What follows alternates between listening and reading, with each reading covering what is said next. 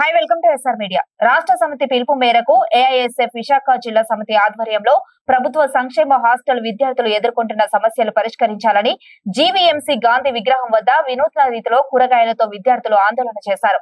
ఈ సందర్భంగా అఖిల భారత విద్యార్థి సమాఖ్య రాష్ట్ర అధ్యక్షులు వి జాన్సన్ బాబు, జిల్లా కార్యదర్శి ఉల్లం నాగరాజు మాట్లాడుతూ రాష్ట్ర ప్రభుత్వాలు విద్యార్థులకు మెరుగైన వసతి, పౌష్టిక ఆహారం కల్పించడంలో పూర్తిగా విఫలం చెందుతున్నారని ఆవేదన వ్యక్తం చేశారు.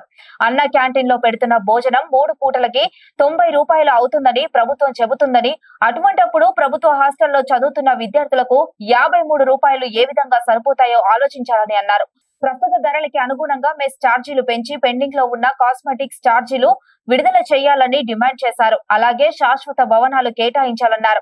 పీజీ విద్యార్థులు శాపంగా మారిన జీవో నెంబర్ 77 రద్దు చేసి ఫీజు రియంబర్స్మెంట్ వచ్చే విధంగా చూడాలని వారు కోరారు. ప్రభుత్వ జూనియర్ కళాశాలలో చదువుతున్న విద్యార్థులకు మధ్యాహ్న భోజన పథకం అమలు చేసి విద్యార్థుల సమస్యలు పరిష్కరించాలని ఈ సందర్భంగా తెలిపారు. లేని పక్షంలో ఏఐఎస్ఎఫ్ ఆధ్వర్యంలో రాష్ట్ర వ్యాప్తంగా ఆందోళనలు చేపడతామని తెలిపారు.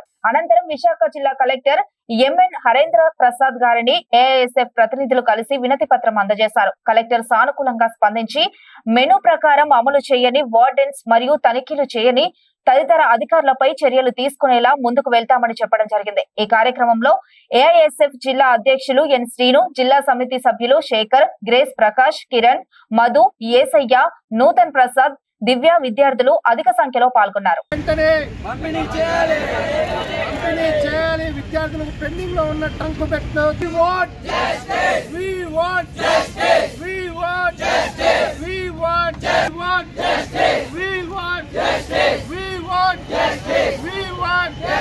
హాస్టల్ విద్యార్థులు మంచినీటి వాటర్ ప్లాంట్ ను వెంటనే శిథిలా వ్యవస్థలో ఉన్న భవనాలు మార్పు చేయాలి.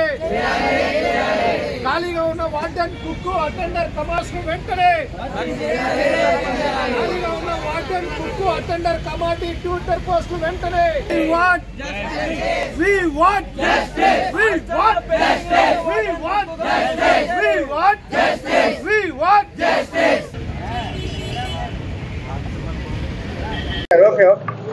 నా పేరు వి జాన్సన్ బాబు, ఏఐఎస్ఎఫ్ రాష్ట్ర అధ్యక్షులు.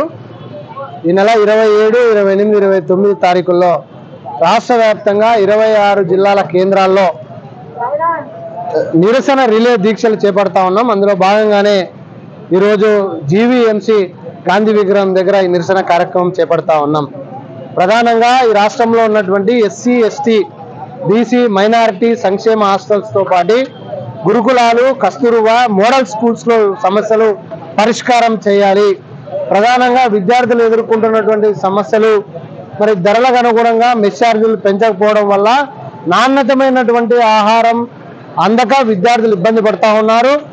అదేవిధంగా శిథిలా వ్యవస్థలో భవనాలు దాదాపు రాష్ట్రంలో 25% శిథిలా వ్యవస్థలో భవనాలు ఉన్నాయి. వాటి మరమ్మతులు చేయించి నూతన భవనాలను నిర్మించాల్సినటువంటి అవసరం ఉంది. అదేవిధంగా ఇంటర్ నుంచి మొదలుకొని పీజీ వరకు మరి హాస్టల్స్ సంబంధించి ఆ హాస్టల్స్ కూడా నగరాల్లో, ప్రధానమైన నగరాల్లో ఉండడం ద్వారా మరి విద్యార్థులకు అద్దె భవనాలలో హాస్టల్ నిర్వహిస్తూ ఉన్నారు. కాబట్టి విద్యార్థులకు ఇబ్బంది అవుతా ఉంది. సొంత భవనాలను ప్రభుత్వం నిర్మించాలని చెప్పేసి మరి డిమాండ్ చేస్తూ, అదేవిధంగా ఖాళీగా ఉన్నటువంటి వార్డెన్, కుక్కు, అటెండర్, ట్యూటర్, అదేవిధంగా వాచ్మెన్ పోస్టులు, స్వీపర్స్ పోస్టులు భర్తీ చేయాలి.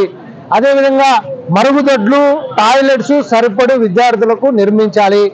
చిన్న బియ్యాన్ని కూడా అమలు చేయాలి. గత ప్రభుత్వంలో కూడా చిన్న బియ్యం అమలు చేయాలని అడిగాం.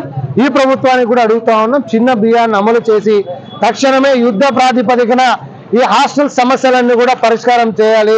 అదేవిధంగా గురుకులాలు, కస్తూర్బా, మోడల్ స్కూల్స్ విద్యార్థులకు సీట్లు పెంచాల్సినటువంటి అవసరం ఉంది.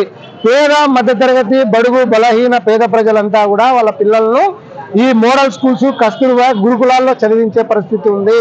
కాబట్టి సీట్లు పెంచి తగిన హాస్టళ్లు నిర్మించి వాళ్ళకు కూడా టీచర్ పోస్టులు కూడా భర్తీ చేయాలని చెప్పేసి ప్రధానంగా డిమాండ్ చేస్తూ గత ప్రభుత్వంలో జీవో నంబర్ 77 తీసుకురావడం జరిగింది. ఆ జీవో నంబర్ 77 ఏం చెప్తా ఉందంటే, పీజీ విద్యార్థులు, యూనివర్సిటీలో చదివే విద్యార్థులు కాకుండా బయట ప్రైవేట్ పీజీ కళాశాలలో చేరితే వాళ్లకు విద్యా దీవెన, వసతి దీవెన ఖర్చు చేయాలని చెప్పేసి చెప్పడం జరిగింది. అదేవిధంగా రెండో పీజీ చదవడానికి కూడా అవకాశం లేకుండా జీవో అడ్డుపడతా ఉంది. దీంట్లో కూడా పేద విద్యార్థులే నష్టపోతారు. కాబట్టి ఈ జీవో నంబర్ 77 వెంటనే రద్దు చేయాలి.